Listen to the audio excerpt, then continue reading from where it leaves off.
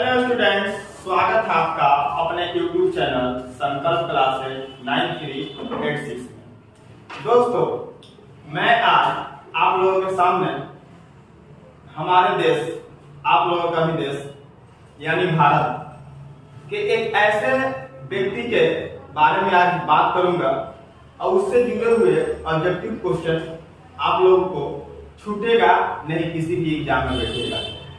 अब देखिए, अब समझ गए हम कि कौन से व्यक्ति हैं। वैसे व्यक्ति जिन्हें भारत का सबसे प्रथम नागरिक का दर्जा दिया जाता है और कार्यपालिका का सबसे हेड होते हैं, उनके बारे में आज बात करने जा रहा हूं। यानी आप लोग समझ गए होंगे, राष्ट्रपति के बारे में बात करने जा रहा हूं। तो सबसे पहले दोस्तों, यदि पूरा वीडियो में शुरू से लेकर अंत तक बने रहिएगा। यदि इसको मैं 2 क्लास में लेकर आऊंगा, आज पढ़ेंगे और इसका एक और क्लास आएगा। दोनों क्लास यदि पढ़ लेते हैं तो मेरा दावा है कि फिर आपको राष्ट्रपति से जुड़े हुए ऑब्जेक्टिव क्वेश्चन आपके एग्जाम में छूटेंगे। ठीक है, चलिए तो वीडियो में शुरू से लेकर अंत तक बने रहिएगा। और वीडियो अच्छा लगेगा तो चैनल को सबसे पहले सब्सक्राइब कर लीजिएगा, क्योंकि जब भी मेरा कोई वीडियो जाएगा तो सबसे पहले आप तक पहुंचेगा। आइए देखते हैं। सबसे पहले दोस्तों, इन आर्टिकल्स को देख लेते हैं कि किस में किसकी चर्चा है। तो सबसे पहले आइए, अनुच्छेद 52 में राष्ट्रपति के पद के बारे में बताया गया है। अनुच्छेद 52 में राष्ट्रपति के पद के बारे में बताया गया है और अनुच्छेद 53 में कार्य एवं शक्ति के बारे में बताया गया है। तो हम लोग जो पढ़ेंगे ये अनुच्छेद 53 को आपको कल पढ़ाया जाएगा, अगले क्लास में पढ़ाया जाएगा। अब बाकी जितने भी आर्टिकल्स दिख रहे हैं आज के आज ही डील किया जाएगा। ठीक है दोस्तों, आइए। तो अनुच्छेद 52 में कहता है राष्ट्रपति का पद है, 53 में कहता है कार्य एवं शक्ति और 54 में कहता है निर्वाचन और 55 में कहता है निर्वाचन की रीति, कैसे उनका चुनाव करवाया जाता है। उसके बाद 56 में है पदावधि और 57 में है पुनः निर्वाचन, 58 में है योग्यता, 60 में है शपथ और 61 में है महाभियोग। चलिए आइए जरा समझते हैं क्या क्या है। किससे को रिकॉर्ड कर लिया जाए।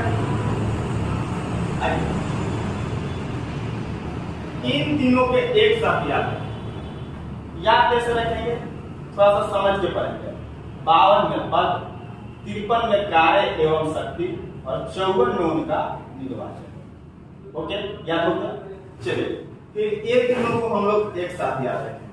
आपका क्या क्या है, तो 55 में है निर्वाचन की रीति और 56 में है आपका पदावधि, कितने दिन के लिए राष्ट्रपति बनते हैं।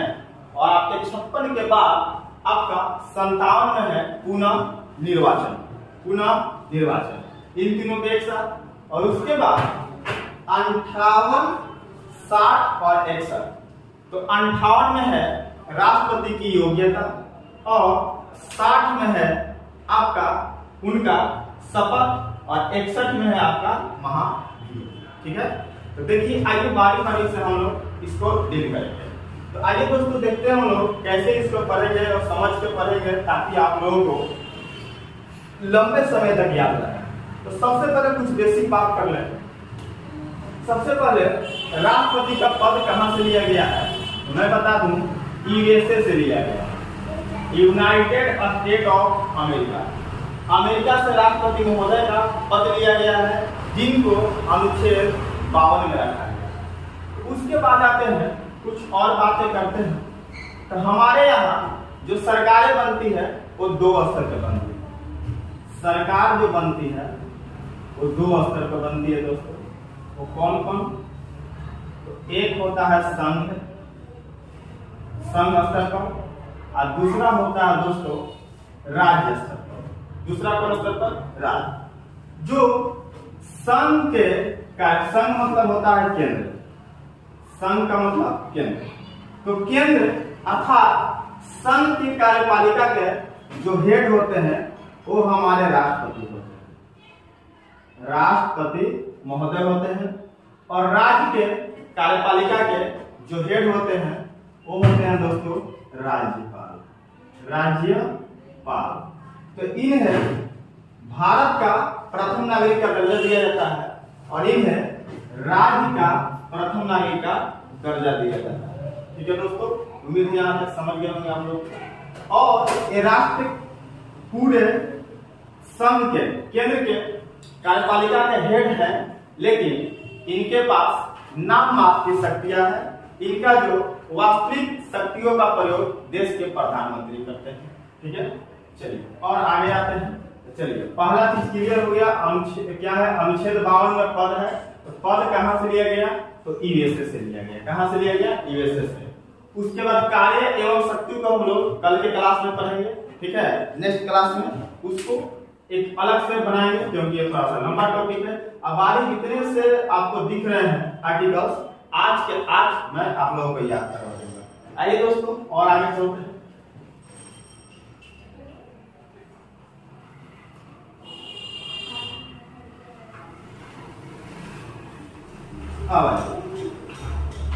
हम लोग देखते हैं अनुच्छेद 54।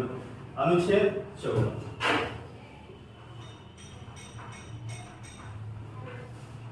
अनुच्छेद 54 को डील करते हैं।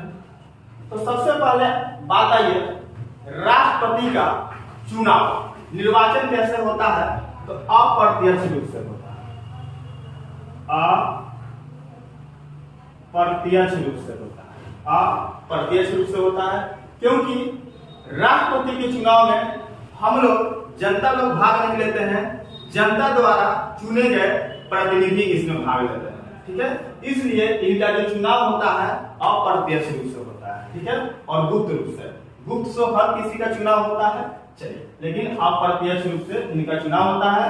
बाकी सारे जितने भी आपको मत निर्वाचन कराया जाता है, जैसे लोकसभा, राज्यसभा, यहाँ तक कि पंचायत, सब होता है आपका प्रत्यक्ष रूप से। सॉरी, राज्यसभा का नहीं। आइए अब देखिए, विधानसभा बोल रहा था, राज्यसभा बोला गया, सॉरी।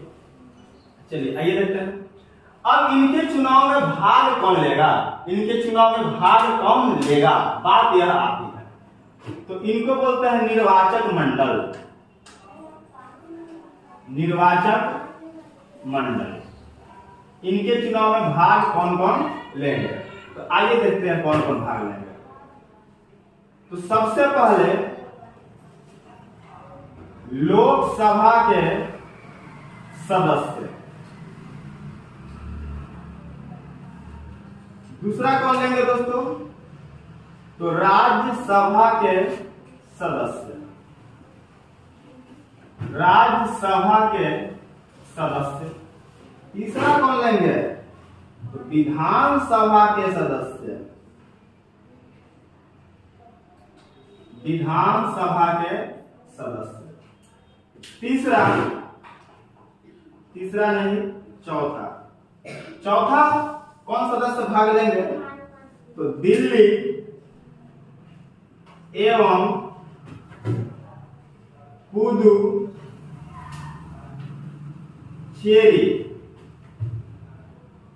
विधानसभा के सदस्य। विधानसभा के सदस्य। तो यहां पर बात आती है कि केंद्र शासित प्रदेश के सदस्य इसमें भाग लेंगे, तो नहीं, बिल्कुल नहीं। तो सर आपने दिल्ली एवं पुदुचेरी क्यों लिखा है, तो दिल्ली और पुदुचेरी में विधानसभा की व्यवस्था वहां पे की गई है, इसलिए दिल्ली एवं पुदुचेरी के विधानसभा के सदस्य आपके राष्ट्रपति के चुनाव में भाग लेते हैं। चलिए, तो इसमें सब में लगा रहेगा दोस्तों निर्वाचित, ये निर्वाचित रहेंगे। निर्वाचित सदस्य ही इसमें भाग लेंगे। निर्वाचित सदस्य सब में निर्वाचित रहेगा।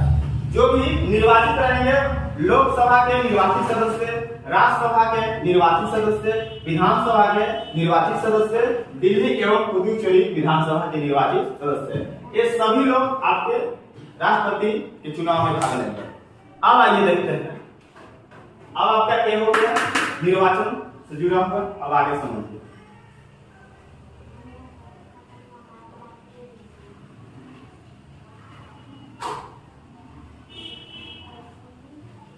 एक एक पॉइंट आपका क्लियर हो जाएगा।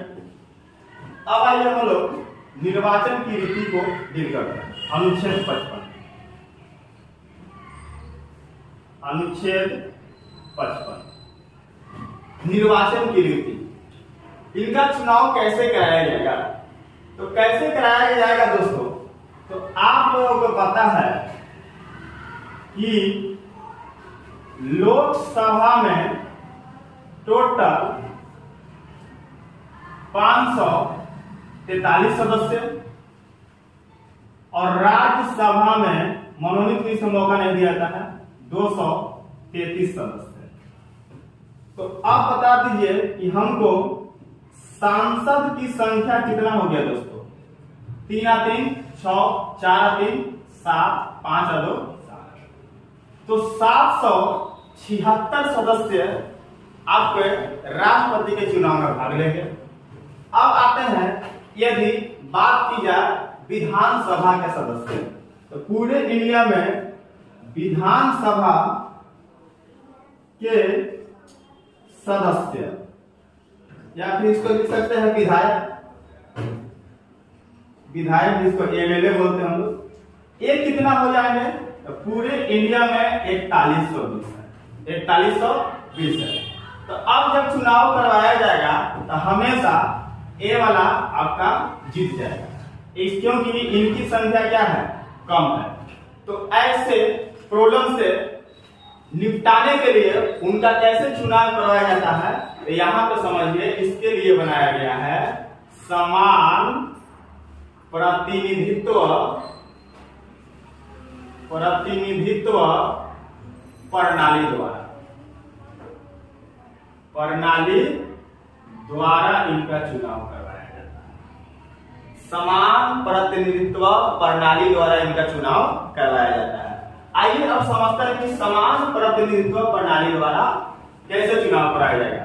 तो यहाँ पर दोस्तों मत मूल्य आपको देखा जाता है, मत वैल्यू निकाला जाता है। तो आइए हम लोग देखते हैं कि एक विधायक का मत वैल्यू कितना होता है। आइए, एक विधायक का मत वैल्यू इसको मैं बताता हूं।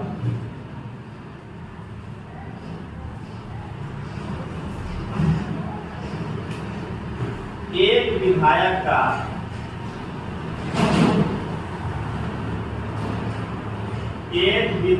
का मत मूल्य कैसे निकालते दोस्तों? तो उस राज्य के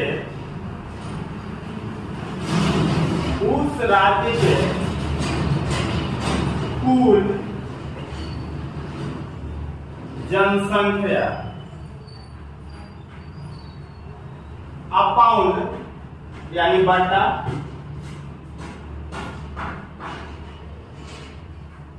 राज्य के विधान सभा, राज्य के विधान सभा के निर्वाचित सदस्य इस तरीका से, और गुना करते हैं 1/1000 से, 1/1000 से।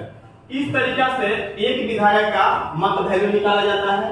उसके बाद अब आइए एक सांसद का मत वैल्यू कैसे निकाला जाता है। एक सांसद का मत वैल्यू, मत मूल्य बोले या वैल्यू बोले, तो यहां पर आइए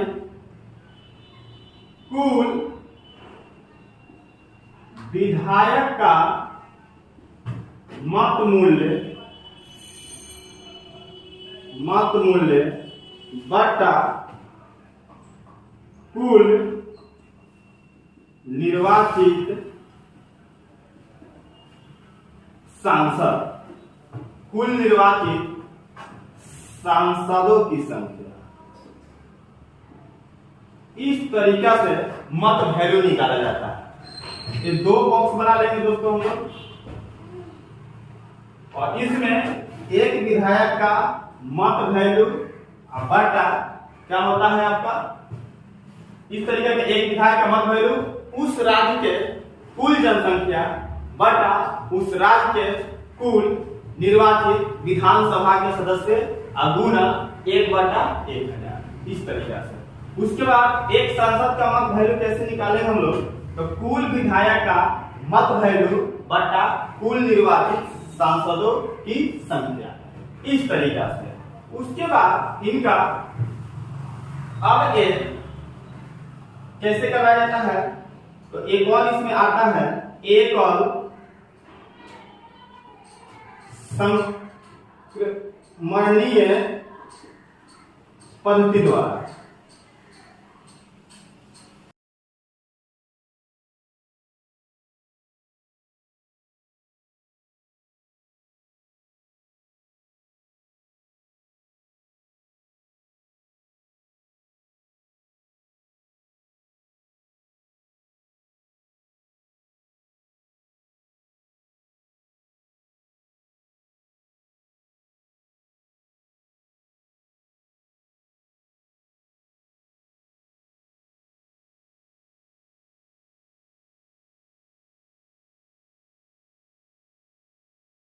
चलिए दोस्तों, आप देखिए इनका जीत कैसे होगा। विनर विनर तो कैसे जीत मिलेगा, तो इनको लाना होगा कुल वैध मत डिवाइडेड 2 और +1, इतना मत लाते हैं, यानी 50% से अधिक। तो कहने का मतलब 51% या 52% या 53%, जितना अधिक ला सकते हैं, ठीक है, तो जीत मिलेगा। और यदि 50% से अधिक नहीं आता है तो फिर आपका वरीयता कर्म दिया जाता है। वो क्या होता है वरीयता कर्म, वो जरा सा समझ लीजिए दोस्तों आप लोग। तो अब होता है जैसे 4 सदस्य खड़ा हुआ राष्ट्रपति के चुनाव में, A, B, C और D। तो मैंने वरीयता दिया कि पहले जो है A को बनाया जाए, पहले A को बनाया जाए, फिर आया कि B को बना दिया जाए, फिर आया कि C को बना दिया जाए, लास्ट में आता है D को बना दिया जाए, ठीक है। तो इसमें क्या होता है कि यदि इस काउंटिंग में आपका नहीं होता है 50% +1 आपका मत नहीं आता है, तो फिर आता है दूसरे चरण का काउंटिंग। जब तक 50% +1 नहीं आता है तब तक आपका काउंटिंग चलते रहेगा, और जो इसमें सबसे कम लेके आता है वो पहले ही चरण में वो क्या होता है, छट जाता है। तो इस तरीका से वरीयता क्रम दिया जाता है।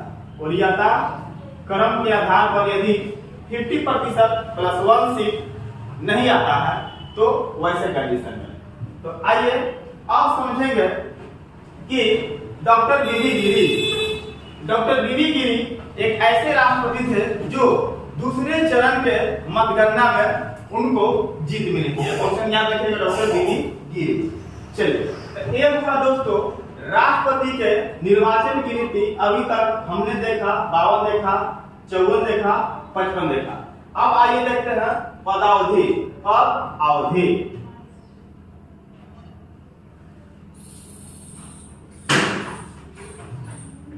थोड़ा सा हम लोग को प्रॉब्लम होता है डिजिटल बोर्ड नहीं रहने के कारण।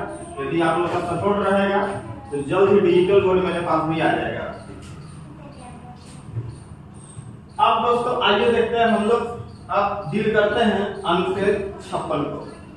अनुच्छेद 56 क्या है दोस्तों, पदावधि। तो पद अवधि मतलब कि उनका कार्यकाल। कार्यकाल कितने वर्ष का होता है, तो ये होता है कार्यकाल 5 वर्ष के होता है। कितने वर्ष के होता है, 5 वर्ष के होता है। अब किस दिन से 5 वर्ष, क्या किस दिन से 5 वर्ष उनका शुरू होगा, तो क्या जब वह निर्वाचन में भाग लिए, नॉमिनेशन किए उस दिन से, या फिर जिस दिन से वो शपथ ग्रहण करेंगे, तो उसी दिन से काउंट होता है जिस दिन से वह शपथ ग्रहण करते हैं उस दिन से, ठीक है। 5 वर्ष उनका कार्यकाल पूरा होता है तो फिर से राष्ट्रपति का चुनाव कराया जाता है और राष्ट्रपति का कार्यकाल खत्म हो जाता है। अब आइए दोस्तों अगला देखते हैं हम लोग पुनः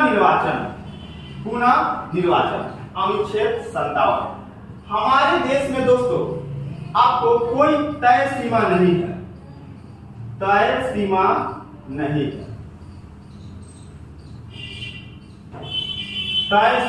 है, जितना बार मन करता है आप निर्वाचन में भाग ले सकते हैं, लो लिमिट। यदि यूएसए में जाते हैं हम, अमेरिका वगैरह में, तो अधिकतम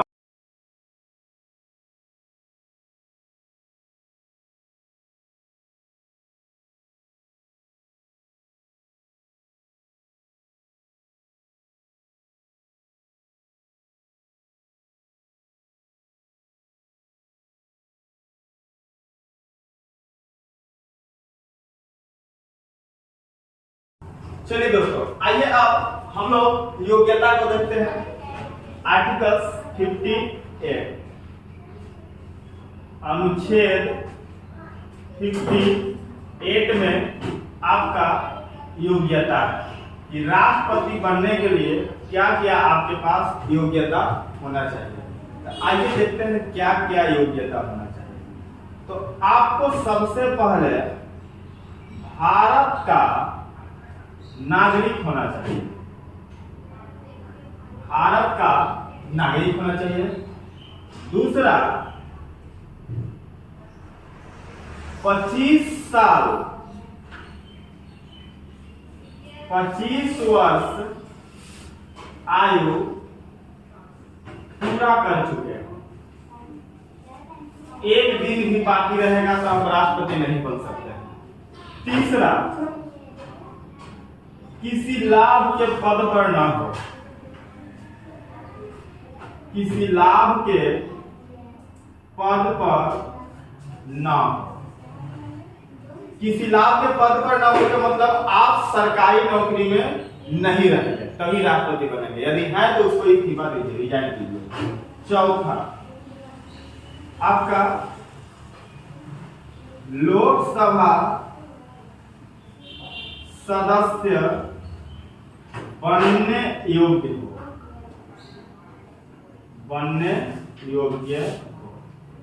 ये आपका 4 क्राइटेरिया आपके पास है तो राष्ट्रपति के चुनाव में आप भाग ले सकते हैं। अब देखिए क्या ये 4 क्राइटेरिया रहेगा तो राष्ट्रपति के चुनाव में भाग लेने वालों की संख्या 1 लाख हो जाएगी। कितना लाख हो जाएंगे? 1 लाख हो जाएंगे। अब देखिए कैसे यहाँ पे अभी तो आसान दिख रहा है कि कोई भी व्यक्ति राष्ट्रपति के चुनाव में भाग ले लेगा। अब क्या वो भारत का नागरिक हो, 25 वर्ष आयु पूरा कर चुका हो और सरकारी नौकरी तो गिने चुने लोगों के पास ही है, ठीक है, और लोकसभा सदस्य बनने योग्य हो, ठीक है। तो अब देखिए दोस्तों एक और क्राइटेरिया क्या होता है, आपके पास 50 प्रस्तावक आपके सपोर्ट में होना चाहिए, सांसद या विधायक, और 20 आपको अनुमोदक आपके सपोर्ट में होने चाहिए। अब देखिए ये दोनों क्राइटेरिया कितना टफ कर दिया, ये कितना आसान था। 50 प्रस्तावक, अब कहने का मतलब 50 को आप विधायक का सांसद को अपने सपोर्ट में कीजिएगा तब ना राष्ट्रपति का चुनाव लड़िएगा। और 20 अनुमोदक 20 और चाहिए आपको, ठीक है, विधायक या सांसद आपके सपोर्ट में होंगे। अब किसी को अपनी पार्टी का बहुमत प्राप्त होगा तभी ना वो राष्ट्रपति का चुनाव लड़ेगा। चलिए तो इस तरीके से देखिए कितना इजी वे में था और कितना ये 2 क्राइटेरिया आया तो क्या हो गया, टफ हो गया। इतना योग्यता होगा तो आप राष्ट्रपति के चुनाव लड़ सकते हैं। अब आइए दोस्तों अब देखते हैं हम लोग योग्यता देख लिए, योग्यता देख लिए। अब देखिए आगे मिलाते हैं। अब हम लोग देखते हैं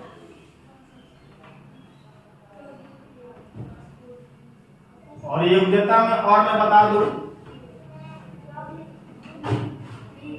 15,000 रुपया जमानत राशि के रूप में राष्ट्रपति के नॉमिनेशन के लिए आपको आरबीआई या फिर सरकारी खजाने में जमा करना पड़ता है। सरकारी खजाने में आपको जमा करना पड़ता है 15,000 रुपया जमानत राशि। चलिए, ये फिर बाद में आपको हारिएगा तो लौट जाता है और बहुत कम वोट लाइएगा तो जमानत राशि भी जब्त हो जाता है। सुने है ना आप लोग कि जमानत राशि ऊपर जब्त हो गया, बहुत कम वोट लाया, ठीक है। चलिए, तो एक क्राइटेरिया होता है योग्यता। अब आइए दोस्तों, अनुच्छेद 60 शपथ। तो 60 कहता है शपथ। शपथ कौन दिलाएंगे राष्ट्रपति को? तो वो दिलाते हैं सुप्रीम कोर्ट के मुख्य न्यायाधीश, चीफ जस्टिस ऑफ इंडिया, न्यायाधीश। कौन दिलाते हैं? तो सुप्रीम कोर्ट के मुख्य न्यायाधीश, ठीक है दोस्तों। सुप्रीम कोर्ट के मुख्य न्यायाधीश, यदि मुख्य न्यायाधीश अब्सेंट रहते हो तो उसके निचले वाले अन्य न्यायाधीश उनको शपथ दिलाते हैं। चलिए, तो अब हम लोग पढ़ते पढ़ते शपथ पे चला। तो चलिए, सब कुछ देख लिए, राष्ट्रपति का पद देख लिए, चुनाव कैसे हुआ वो देख लिए, पद अवधि कैसे होता है वो देख लिए, ठीक है, और उनका योग्यता भी देख लीजिए। अब शपथ भी ग्रहण कर लिए। अब आ गए फाइनली हमारे राष्ट्रपति महोदय राष्ट्रपति के पद पर बन चुके हैं। अब आइए दोस्तों, आगे चलते हैं। लास्ट हम लोग का बच गया है, लास्ट बट नॉट लीस्ट, क्योंकि अभी हम लोग का पेपर देखना है, अगले क्लास में देखेंगे हम लोग। आइए, 61 में कहता है महाभियोग। 61 में कहता है महाभियोग। यदि राष्ट्रपति किसी भ्रष्टाचार में पकड़े जाते हैं या फिर संविधान के उल्लंघन करते हुए पकड़े जाते हैं तो उनके हटाने की प्रक्रिया को बोला जाता है महाभियोग। तो महाभियोग अनुच्छेद 61 के तहत लाया जाता है और ये संसद के दोनों सदनों में लाया जा सकता है। संसद के दोनों सदनों में, राज्यसभा या लोकसभा, किसी भी सदन में लाया जा सकता है। लेकिन आपको 14 दिन पूर्व राष्ट्रपति को सूचित करना पड़ता है कि आपके खिलाफ महाभियोग लाया जा रहा है। यदि आप अपनी इच्छा से आप क्या करिए, मतलब इस्तीफा दे दीजिए, नहीं तो महाभियोग के द्वारा आपको क्या किया जाएगा, बेइज्जत करके हटाया जाएगा। लेकिन दोस्तों, अच्छी बात यह है कि आज तक हमारे देश में ऐसा नौबत किसी भी राष्ट्रपति के ऊपर नहीं आया है कि महाभियोग द्वारा उनको हटाया गया है, क्योंकि अपने आप में राष्ट्रपति का पद जो होता है गरिमा पूर्ण वाली होती है और देश का प्रथम नागरिक होते हैं और सर्वे सर्वा कार्यपालिका का हेड कौन होते हैं, राष्ट्रपति होते हैं। तो ऐसा नौबत हमारे देश में नहीं आया है। एक चीज बोलना भूल गया था, पदावधि में 5 साल का कार्यकाल होता है दोस्तों, लेकिन यदि बीच में राष्ट्रपति हटना चाहते हैं तो पद को छोड़ सकते हैं, इस्तीफा दे सकते हैं। और इस्तीफा किसको देंगे, तो उपराष्ट्रपति को देंगे। और उपराष्ट्रपति को हटने का मन है तो वो इस्तीफा किनको देंगे, राष्ट्रपति को देंगे। राष्ट्रपति उपराष्ट्रपति को, उपराष्ट्रपति राष्ट्रपति को।